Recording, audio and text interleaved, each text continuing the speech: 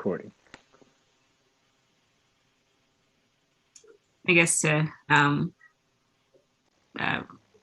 reiterate briefly. So we're Slack Overflow, and we're going to talk through our new widgets first, and then we'll go into send-off videos, then code metrics, and then we'll go over our joint stuff with budget badgers. So the first widget I'll talk about is Modal. Modal was created to replace Suite Alerts, which, although very cute, was not customizable. For example, the only content that we passed through was text for the inside panel. The solution we have now, built off of Semantic UI's Modal, is significantly more customizable. We'll show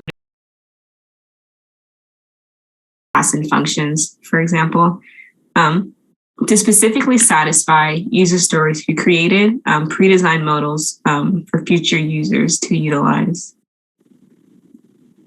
which we'll show here. Generic modal is for general use. Here, when it pops up, a message and a message and header are passed through, and the on-click just closes the modal. And then we'll go into like the next modals. So these next three modals were pretty much modeled after Suite Alerts. So you have like your success, and then the next one's going to be like a notice, and you also have warning.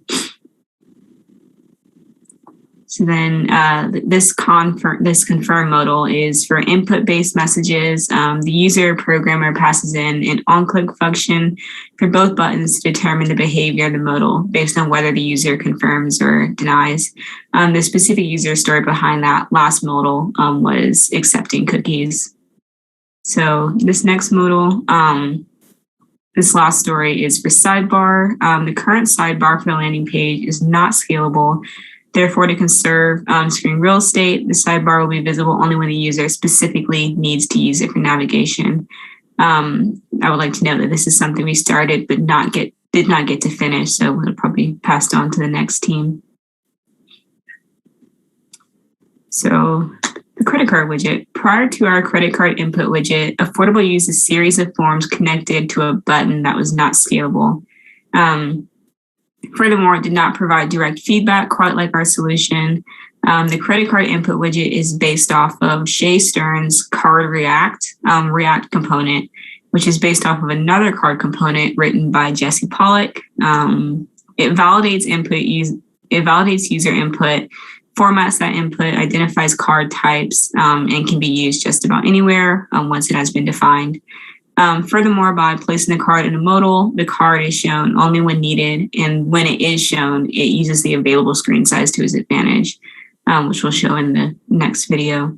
I do want to mention that the current widget will not be able to process card details effectively. Yes, and you'll see when it pops up, but there is not a button. So, but we do recommend that adding a button to the component and then allowing users or the programmer to pass in an on-click. So here you can see that, when you type in your name and card number, it shows up immediately on the card. And based on, I believe the first four digits of the card number inputted, it determines the card and shows you like if it's a Visa or like MasterCard. And then turns to back when you want to type in the CCV. So here's it demonstrating the scalability of the card, but placing it in a modal.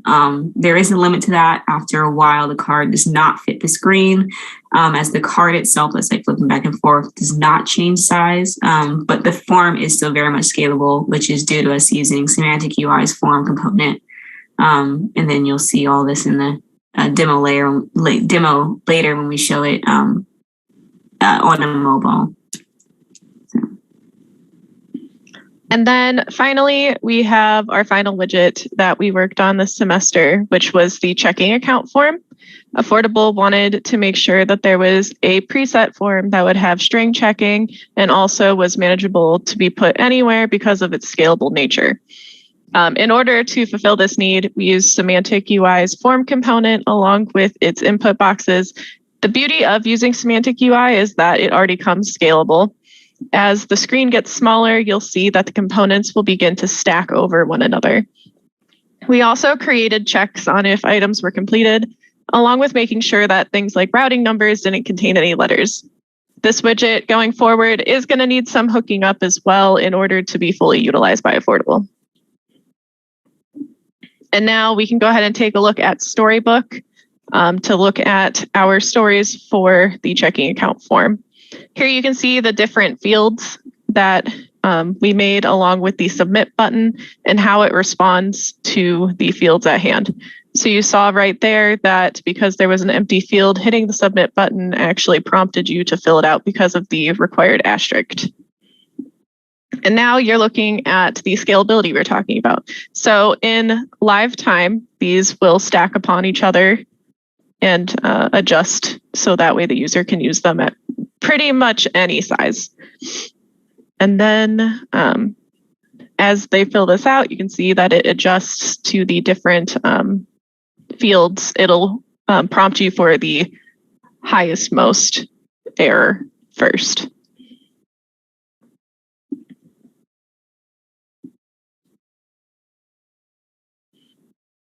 And then once you get to the routing numbers, you see if you were to put in a letter, it does prompt you for an error there. And then also the account number. And this is just so that they don't have to worry about submitting any kind of information that wouldn't ever be correct. And now we'll go ahead and talk about our send-off videos and overview of the documentation. We have two main ways of providing the future users the information on our widgets. Our team created detailed documentation on each widget containing its API and how to use it. We also created and are creating still detailed videos on each widget to explain why each widget is helpful, the API it uses, and the inner workings of it. These are some screenshots grabbed from just a few of our widgets. Some are nice and short and sweet, as you can't really write much about a scroll bar, while others contain quite a bit of information. On the next slide, we'll actually go through the modal video that we made for the send-off videos. Now, I'm not going to bore you with 9 minutes of beautiful modal content here, but to touch on some of the important parts, we start off here with an overview of the documentation with the 3 versions of the modal. There are 4 versions, but one of them is pertained to the card feature and not actually modal. Then once you get to about 4.5 minutes in, we hop into the inner workings of our modal.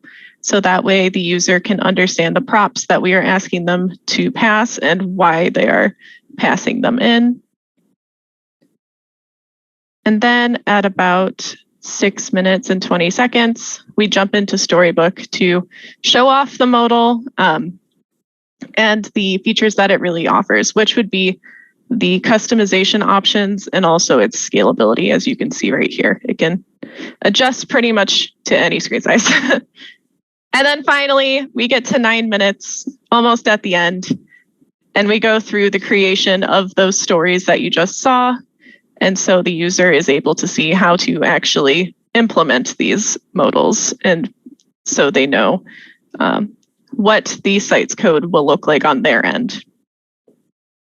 And now I'll go ahead and hand it off to Nur. Hey, so I'll be going and walking us through our individual code metrics and data. To start off, we have some snapshots of our meeting minute notes with our sponsor. We met with our sponsor every Wednesday night to go over what we achieved in the previous iteration, our progress for the current iteration, if there are any blockers we need assistance with, etc., and our plan for the next iteration. These meetings helped us tremendously as our sponsor helped keep us on the correct track if we came across any blockers, or if we were going about our implementation in some unnecessary fashion. Our sponsor, as well as all team members, were present in each of these meetings. Next slide, please. Our demo 3 consists of 5 total sprints. Here you can see our team's Trello board with the broken down tasks and assignments. We are also using Open Project alongside Trello for Affordable's project breakdowns, but the site has recently been down, which is why some of its charts aren't on display. So here's the tail end of our final release plan showing the iterations pertaining to this current demo. The chart shows the breakdown of our individual code metrics detailing what each team member did in each iteration and how many story points they contributed to. As you can see, we've done a lot of pair programming and pair work in general.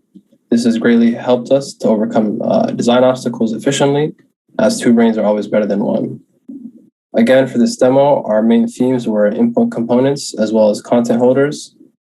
Site integration was also on our list, but due to some unforeseen obstacles in the past week with our GitLab site being down, we weren't able to integrate as much as we'd have liked to the site.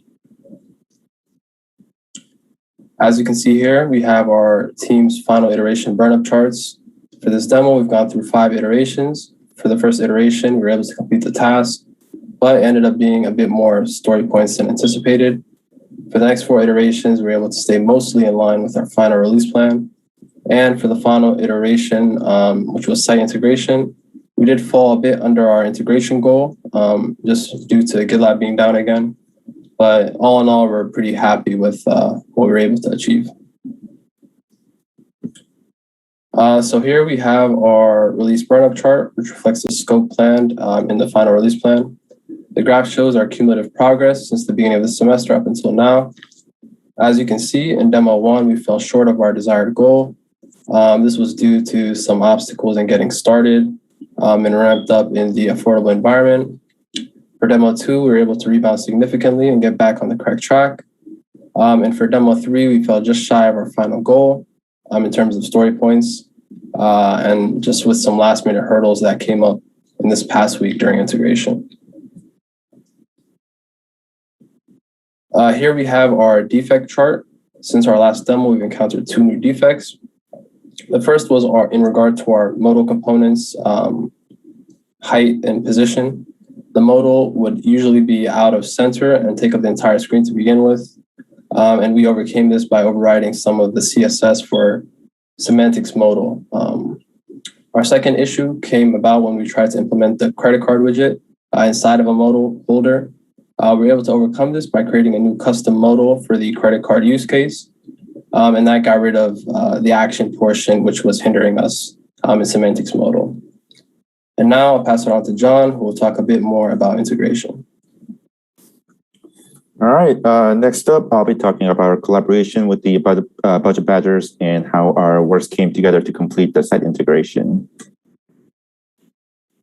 So our sponsor has 2 teams in our class to work on their web app. My team mainly focused on the widget designs and implementations. And when we found out that the budget badgers were working on some common components of the website, like a page layout, we wanted to reach out to them for a possible collaboration. We thought combining parts of these features will lead to a more complete concept for our sponsors to move forward with. To initiate the collaboration between the 2 teams, we were able to get the latest branch from the budget badgers that contains the stable version of the web app. We then started to expand on this branch to apply the new modern look of the homepage to other pages, such as the profile page. And that brings us to our live demo. So this is our main homepage of our web app. And obviously, clicking on the register button takes you to the register page. And if you click on the login, it takes you to the login page. And when you get to the login page, you may see the banner at the bottom asking if you're okay with the cookie. And when the login is successful, it basically shows you that the sidebar with a bunch of options like dashboard, transactions, profile, and settings. And let's take a look at the profile page.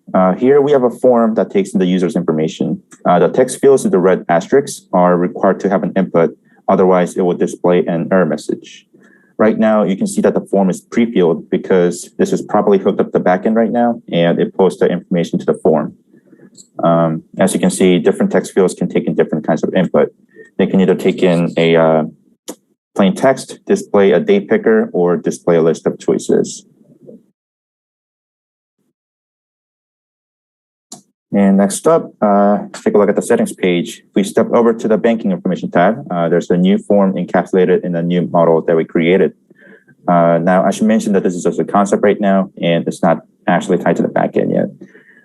Same story here. The form will not let you submit unless you have inputs for every fields that are required. You could also hover over some text fields to trigger some helpful tips, and typing in invalid inputs for the text fields can trigger some warning messages, like so. And because the concept, the submit button is grayed out.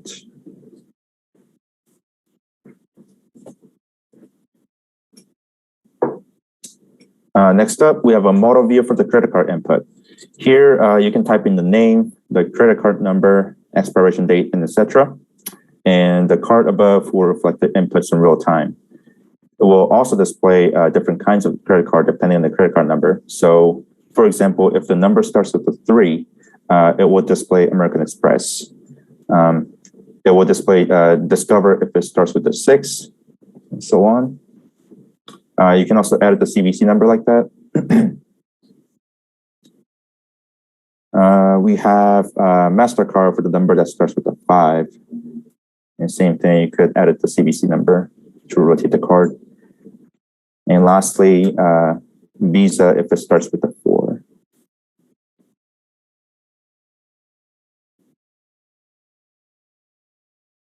All right. Our team's goal was focused on mobile optimization. So before we worked on this project, the website looked like this on the mobile phones. We ran the demo on iPhone 8 and 11 simulators because we found out that these are the phones that are most popular right now. You can see that it is not really mobile friendly with the unnecessarily large UI elements.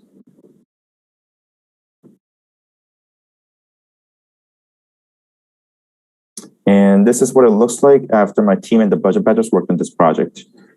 We have integrated the new widgets that you saw in the previous slides to the web app. The profile page looks much cleaner on the mobile phones, and the text fields correctly display the list of choices and the date picker. The date picker is provided by the default browser. In this case, it's provided by Safari. Moving on to the settings page, it'll let us zoom out a little bit to make it reload. So, all right, so the models with the credit card input works correctly as well. Tapping on the text fields will let you type in some information like your name, your credit card number, expiration date, and CVC. To exit out, you can zoom out and tap anywhere outside the model. And same thing with the bank account information form. As you can see, the text fields stack up when you zoom in to make some input. And same thing, you can zoom out and tap anywhere outside the model to dismiss it. Moving over to iPhone 11, if the device is rotated to landscape mode, the web app responds dynamically to the new width of the screen and adjusts appropriately. Again, the model with the credit card looks nice. It takes in the information correctly and reflects the changes in the credit card. And lastly, you may have noticed that our sidebar needs work right now. This is something that still needs some work done, and we think this is happening because the sidebar is set to take up 4 columns of 12 available columns. So when the screen size gets small enough for the 4 columns to no longer fit anymore, it breaks. Again, that's something that needs to be worked on by the future developers. And that is it for our live demo. I would like to give special thanks to Professor Bishop, Warren, Sean, and Andy for the great semester. And I'd like to give a shout out to the budget badgers as well for letting us steal your slide. We appreciate it. Thank you for listening to our presentation. And at this time, I will pass it on to the budget badgers.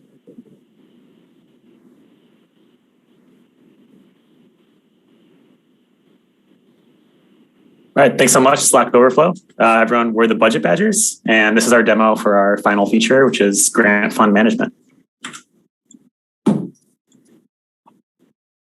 So in our demo today, we're going to go over our different objectives before getting into the demo, where we'll do a recap of all of the work we've done so far, as well as touch on the new feature. And of course, as always, we're going to go over our various sprint metrics and the work that we've done to enable the project handoff to affordable. So as for our objectives, first will be our problem formulation, and then we'll talk about our design approach for this feature and our implementation approach. Now I would like to talk about our problem formulation. Next slide. So there are two parts of this section. There is the project mission, and we want to talk about some other factors. Next slide. So our project mission, or the functionalities we worked on throughout the semester, is to complete the functionalities of the health utilizing grants, or HUGs. Next slide. Some main problems we ran into for this demo are technical difficulties and communications. So around Thanksgiving time, Affordable's GitLab repo was actually down for several days, and it took them some time to restore it, and this delayed the development process. We also opted to just reporting the problems we found immediately rather than spending time trying to fix them, so problems can actually be resolved faster this way. Next slide. I'll be taking over to go over the design approach that we used since the last demo. Next slide. Talk about the actions that we took towards our goals for the semester, some of the challenges we faced, and then some alternatives we considered for our design process. Next slide. So this might look familiar. It's the same design process we've shown you all semester. As always, the most important part of this for our work is its iterative nature. We've learned a lot as we've gone along in development, or we've had a lot of new ideas for Affordable's product, so it was often necessary for us to revisit some past steps. Next slide.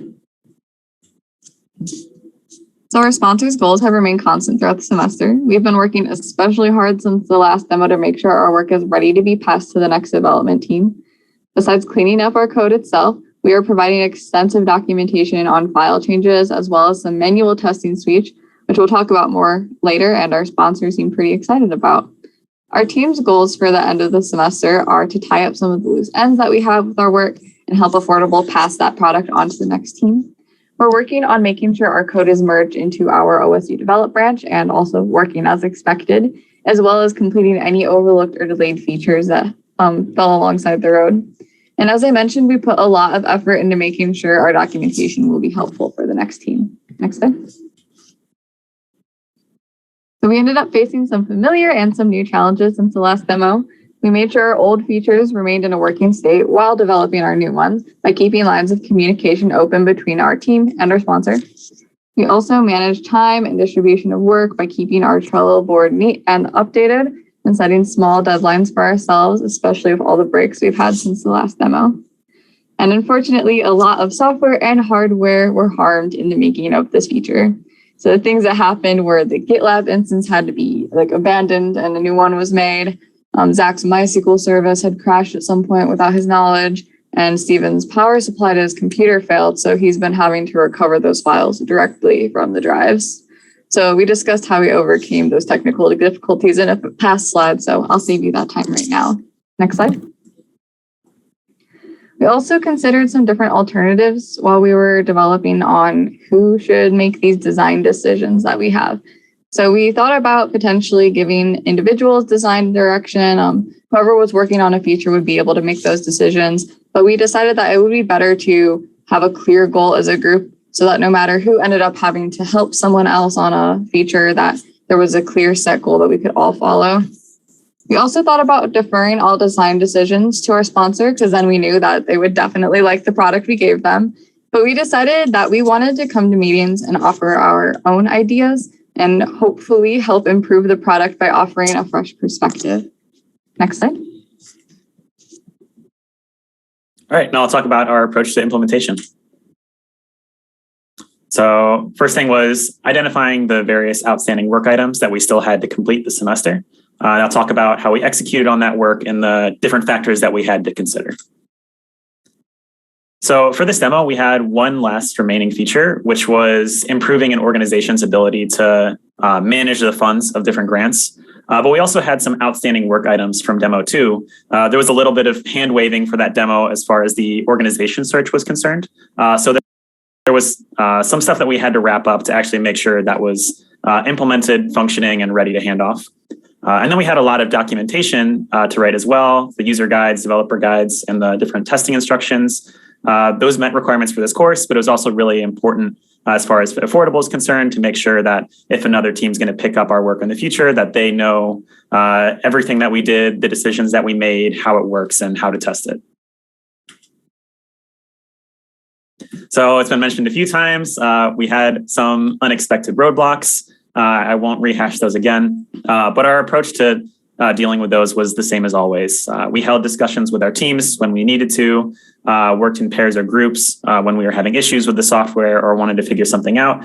And then we had our discussions with the Affordable team, whether that was, we faced the roadblock, we can't access GitLab, what do we need to do, or what can we expect, or dealing with the different bugs, working with them to help resolve those so that we could figure out, what is the vision of the software that we're trying to deliver for this final demo. So the big things we had to consider was this last piece of software. We were dealing with Stripe, and anytime you're dealing with financial transactions, you want to make sure that your code works properly. It would be pretty bad if we had some bug in the code, especially some of these grants are in the amounts of thousands of dollars. If someone didn't receive the funds they were expected, that could have a really big impact on their life. Or if an organization, there's some bug with the software where they're losing lots of money. There's a lot of really important factors at play there. So we wanted to make sure that our code was accurate and worked. We also had to consider our end date. As I mentioned before, we had a little bit of overhang from demo 2 that we were able to deal with now, but that was an option here because we had to have everything working by today to send off to Affordable for the end of the class. And there was a lot of work for future proofing as well, making sure all of our code was clean, understandable, and working so that it could be picked up in the future by other teams. So now let's get into the demos. First, we're going to have a little walk down memory lane of the features that we've completed so far, take another look at those, and then we'll get into the new feature that we've added for this demo. So you might recall all the way back in, I think, October, our first demo, we had the problem of filtering applicants. So the issue here was that organizations had no way to quickly identify the best applicants who met the eligibility criteria of grants. Further, the applicants were listed in alphabetical order, which could lead to some systematic inequity. If, like myself, I would always be listed at the bottom. I might never receive grant funding if the applicants are sorted alphabetically. So our solution there was to add an option to remove any applicants from the list who didn't meet all the eligibility criteria. And we also created a system to control the ordering of applicants in that list, so we wouldn't see those systematic errors. So looking at the software here, if we log in as a donor or an organization,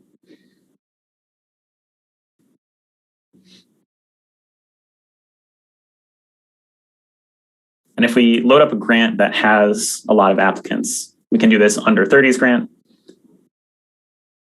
You can imagine that if there's a lot of different eligibility requirements and there's a lot of different applicants, it can be really difficult scrolling through this to find all the ones who meet the criteria. So our solution was add this filter. Now anyone who doesn't meet the requirements for this grant is removed from the list, and the organization can better make decisions about who to distribute funds to. So for our next demo, one of the big features we worked on were these user permissions. The problem that Affordable was facing was that all of their users on the donation side had the same organization management permissions, which is really bad if the intern can take all the same actions as the owner, the CEO, whoever. So our solution was to create 3 different permission levels for users and restrict the different actions that could be taken at each of those permission levels. So just going over that quickly again, we can log in first as the owner of an organization.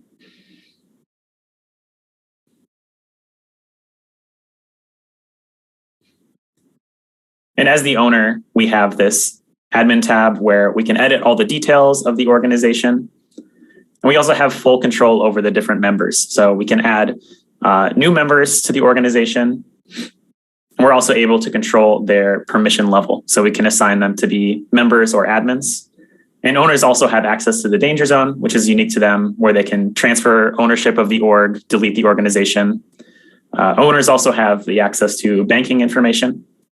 And of course, all of the access to the different grants. They can create new grants, and they can do everything to a grant itself, whether that's edit it, delete, and view all of the different applicants and award or reject funds.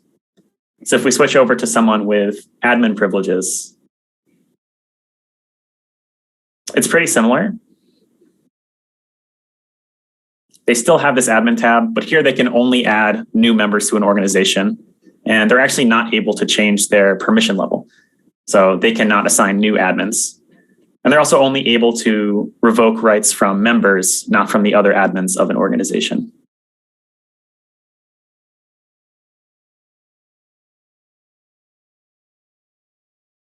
Admins also have banking information access, similar to owners, and they have all the same privileges for grants. They can edit, delete, and view the applicants for grants, as well as create new ones.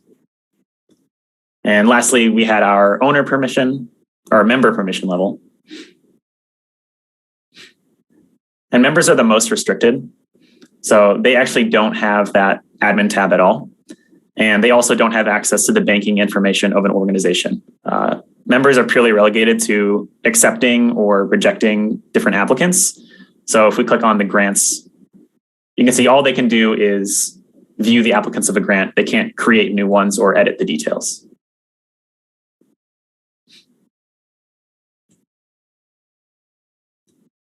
Now, the second big feature, which Slack Overflow touched on briefly and was part of our collaboration, was with the new public pages that we had created.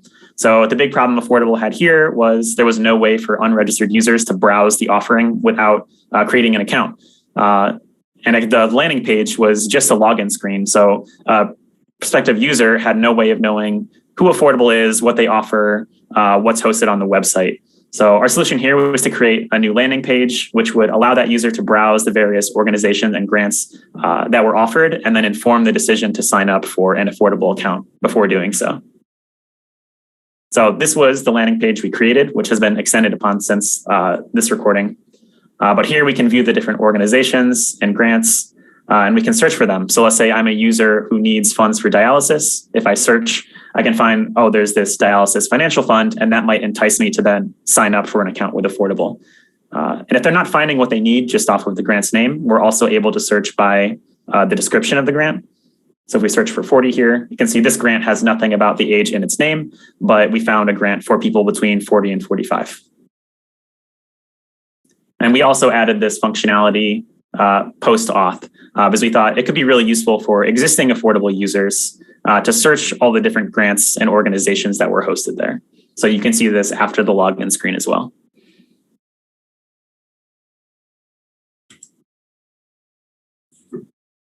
I'm going to bring us through our newest feature for this demo, and that's the grant fund management. The biggest part of Affordable's mission is helping medical patients afford their bills. So the way that they do that is through these health utilizing grants. But the problem that we have right now is once the grant is created, its balance is set in stone. So the organization doesn't really have that freedom to say, more people are applying to this grant, less people are applying to this grant. We need to reallocate these funds between them. So our solution is to expand the edit modal on the grants and allow the organization owner or admin to update that balance. We also made sure in the server side that any updates that shouldn't be happening or shouldn't be happening by certain people with different permissions for the organization are all blocked before the transaction tries to go through. Next slide. So what we're going to have in this demo here is an organization with some balance, a grant within that organization that also has some balance. And right now we are signing in as an owner of this site, and this will also work for an admin. So we're going to represent the org that has our grant in it. We're going to go to the transactions tab real quick so that you can note the current available balance, especially those last three numbers, 959. Going to head over to our Hug Center so that we can edit our grant. You're going to see our new button down there to update the balance. And we're going to increase this balance from $80 to $100. So So keep in mind that's a difference of $20. We're going to head over to the submission page where it will confirm to us that we want the balance to now be $100. We hit submit. I'm going to get one of those alerts. The page is going to refresh once you hit OK. And you can see that that balance is $20 left for the organization because the money went from the organization to the grant. So now we're going to edit again. Going to update that balance. And this time, let's decrease it just to make sure it's working both ways. We're going to cut that in half to 50. So that's $50 less on the grant. Head over to the submission page. Everything looking fine. Try to submit that. The page is going to refresh again. Now you'll notice we have $50 more in the organization because we took the money from the grant, gave it back to the organization. We also have some error checking in here for things that definitely should not be happening. So right now we're going to set the hug balance to 0. We don't want them to have a balance of 0 because then people are signing up to get money that doesn't exist there. So now we're going to go back. You see it didn't let that go through. We're going to try a balance of a negative number. I'm not sure what a balance of negative would even mean. Maybe they have to pay us something. So we're not going to allow that to go through. And the last one is we're going to try to put way more money in the grant than the organization actually has available. Now, Affordable is not here to scam anybody. We are not promising money that is not there. So we're going to make sure that that transaction is also rejected. And that is our feature for this demo. It's a lot of server-side work as well. All right, and then I will be going over our sprint metrics. Next slide. This part will consist of looking at our backlog and then our release plan, our burn-up charts, regression suite, then the defect trend chart, and I'll finish with a quick summary. Next slide. So looking at the backlog, here's how we broke down the tasks for our grant fund management feature. We started with a few discovery tasks since we hadn't yet touched the financial transaction part of the app, and we wanted to be sure we knew what we were doing and we had a good plan in place. Next, we broke off into 2 groups to work on the front end and back end in parallel. The front end tasks consisted of creating functionality to add and subtract funds from a hug, and then testing those changes. And the back end tasks consisted of building the transaction to add or subtract funds from a hug, and then also ensuring that funds are returned to an organization if a hug is deleted, and lastly, testing those changes as well. Next slide. Here's our release plan for iterations 7 and 8.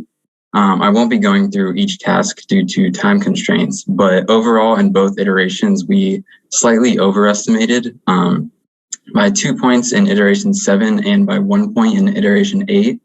And this is because we were expecting to have to fix a lot of necessary dependencies for our upcoming feature, but the coverage was already much more thorough than we initially thought. Next slide. And here's a release plan for iterations 9 and 10. Again, with iteration 9, we overestimated by 1 point, this time because the backend transaction changes needed for adding funds to a hug were easier than we planned on. And then with iteration 10, all of our estimated task sizes were accurate to the actual sizes. Next slide. And lastly, we have a release plan for iterations 11 and 12. With iteration 11, we had to modify the tasks a bit to account for the GitLab issues that occurred, but we were able to finish that iteration on time and with an accurate estimate. And then iteration 12 is the only iteration in this demo that we actually underestimated, since there's a bit more work remaining from the past iterations that carried over that we had to wrap up. And also our final documentation is taking a bit longer than we anticipated. Next slide. Here's the burn-up charts for iterations 7 and 8. Both of these charts show a trend of us being behind our planned points, but again, we did overestimate with these iterations and we finished with less work than we initially planned. Next slide. Here's the iteration or the burn-up charts for iterations 9 and 10. The same trend is shown in the iteration 9 burn-up chart. But then with iteration 10, we were able to stay mostly on track throughout the week and finished right at our estimated points. Next slide.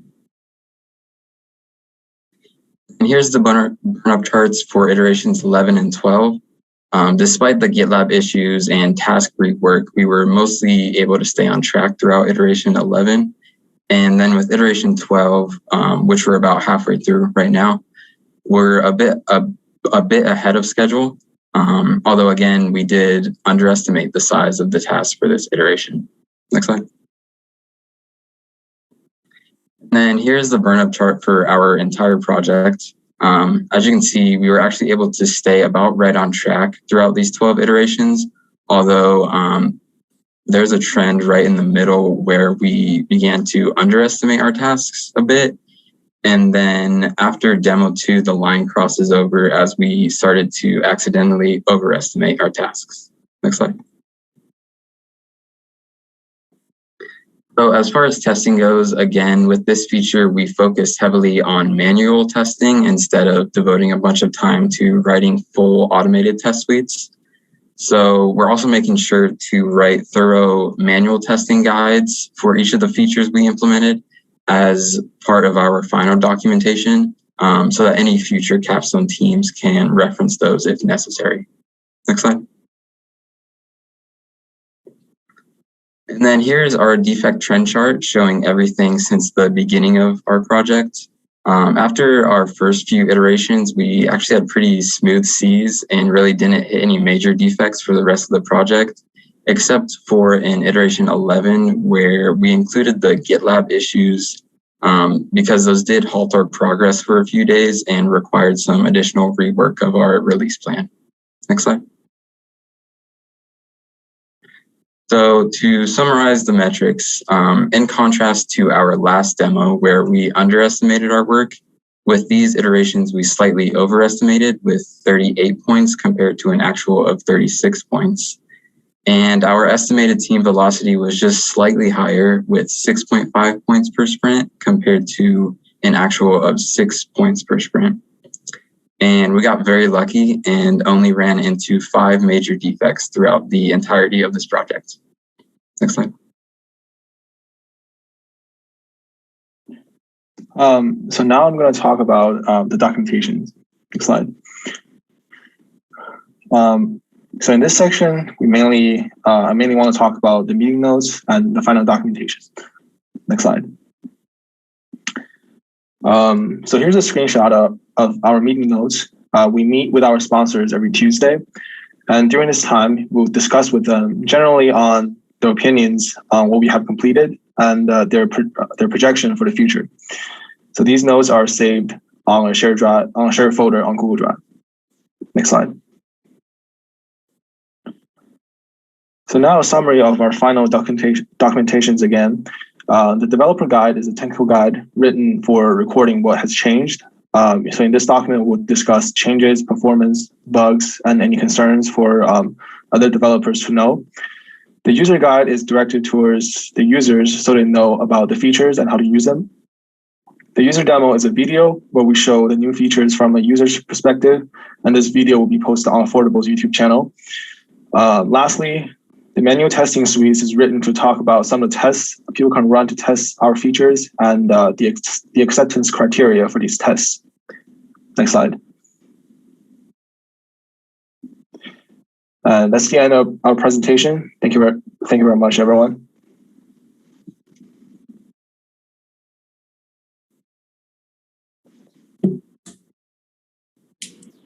There's my unmute button.